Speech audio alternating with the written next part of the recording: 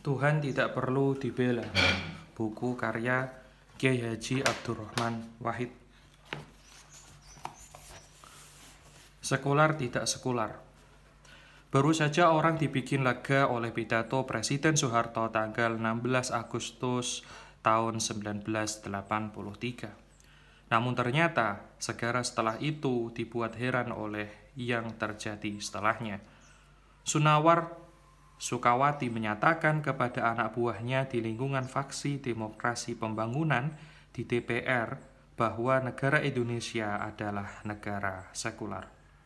Ini katanya karena Indonesia bukanlah negara agama dan karena kekuasaan agama dibedakan dari kekuasaan negara.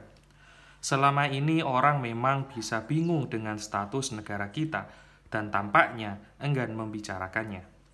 Keengganan untuk membicarakan status tidak jelas dari negara kita tentu ada sebabnya. Takut menimbulkan kerawanan politik atau tidak diperkenankan atasan kalau yang bicara pegawai negeri. Takut dituduh penghasut dan menimbulkan kegelisahan kalau yang ngomong pimpinan Islam. Walhasil akibatnya sudah ketahuan, kita cenderung merumuskan status negara hanya dari sudut menegasikan apa yang tidak selayaknya diletakkan pada negara itu. Negara agama? Bukan, karena kita menolak teokrasi, negara sekuler. Yang mau berbicara selalu mengatakan bukan juga, karena Pancasila memiliki ketuhanan yang Maha Esa sebagai sila, apalagi sila yang pertama. Akan tetapi, soal ini sebenarnya tidak membingungkan bagi yang memahaminya secara tersirat. Negara kita mengakui legitimasi peranan agama dalam kehidupan masyarakat kalau perlu melalui jalur pemerintahan.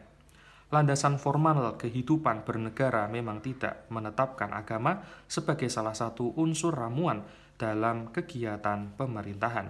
Namun, ia harus dilakukan dalam peranan konkret yang dilaksanakan pemerintah. Dengan kata lain, secara eksplisit Pancasila tidak menyebutkan landasan keagamaan dalam kehidupan bernegara, tetapi secara implisit ia mendukung pemerintahan yang menunjang kehidupan beragama. Sudah tentu tidak semua orang mampu memahami hakikat status negara itu dari sudut yang samar tetapi jelas. Banyak yang melihat dari sudut mekanisme pembagian kekuasaan di dalamnya saja. Yang negara diurus oleh negara, yang agama diurus oleh lembaga keagamaan. Jika ada pembagian wewenang antara mana yang menjadi bidang negara dan mana yang menjadi bidang lembaga keagamaan sendiri, berarti itu negara sekular. Pihak lain mendengar kesimpulan begitu naik pitam. Bagaimana mungkin Indonesia bisa menjadi negara sekular? Lihat berapa rakyatnya taat beragama, bagaimana pemerintah berkiprah di banyak bidang kegiatan keagamaan.